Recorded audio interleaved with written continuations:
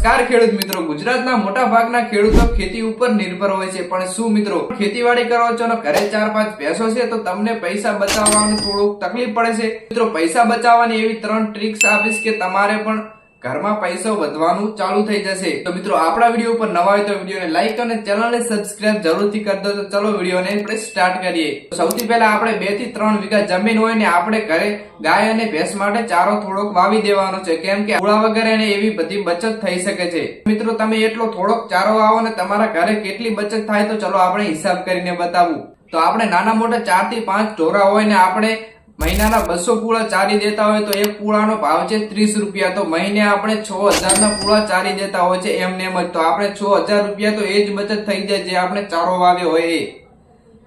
તો મિત્રો એક તો થઈ ગયું કે આટલી 6000 ની મહિને બચત તો થઈ જાય છે। તો મિત્રો આપણે કદાચ 3 ભેંસો પણ દોવા દેતી હોય ને 2 ભેંસો ના દોવા દેતી હોય તો આપણે કદાચ મહિનાનો 25 થી 30000 પગાર આવતો હોય ને એમાંથી પણ કેટલી બચત થાય છે ચલો આપણે એ પણ જોઈએ।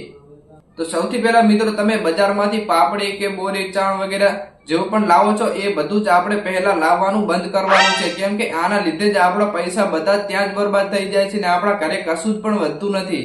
અત્યારે મિત્રો એક મહિનાની કદાચ 4 બોરી પાપડી ખાઈ જતી હોય તો મહિને કદાચ થી 10,000 રૂપિયા તો આપણે પાપડીમાં જ જતા રહેતા હોય ને આપણે કશું જ ઘરે બચતું નથી। એટલા માટે આપણે જેમ બને એમ ઘરનો ચારો ચારવાનું ચાલુ કરવાનું છે, જેનાથી આપણને દૂધમાં થોડો વધારો મળતો હોય ને, જેમ કે ઢોરાઓને પણ એમને ખાવાથી કશું તકલીફ ના પડતી હોય ને એવો આપણે ચારો ખવડાવવાનું ચાલુ રાખવાનું છે, જે આપણને સસ્તો પડતો હોય અને દૂધમાં વધારો પડતો હોય।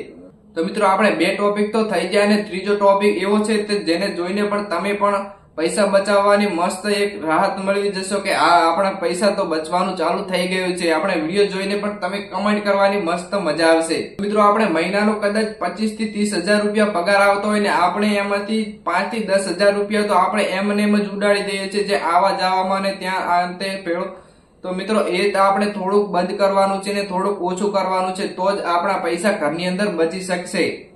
તો મિત્રો જેમ બને એમ આપણે થોડું ફરવા જવાનું છે ને જે પાન મસાલા બીડી વગેરે જે હોય છે એ આપણે બંધ કરવાનું છે, કેમ કે એનાથી જ આપણા પૈસા બધા રોકાણ થઈ ગયા અને દુકાનમાં વગેરે આપણા પૈસા 100 થી 200 રૂપિયા રોજના વપરાઈ જાય, એ આપણે બચત કરવાની છે અલગ સાઈડ ની અંદર।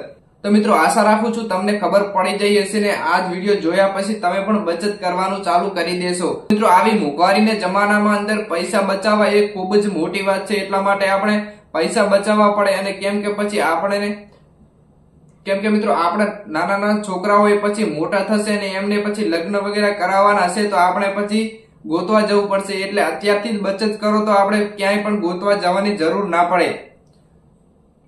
તો મિત્રો આપણે આ ચેનલ પર આવા જ એક મસ્ત જે આપણી જીવન જરૂરિયાત વિડીયો બનાવતા રહીશું। વિડીયો ગમે તો વિડીયોને લાઈક અને ચેનલને સબસ્ક્રાઇબ જરૂરથી કરી દેજો।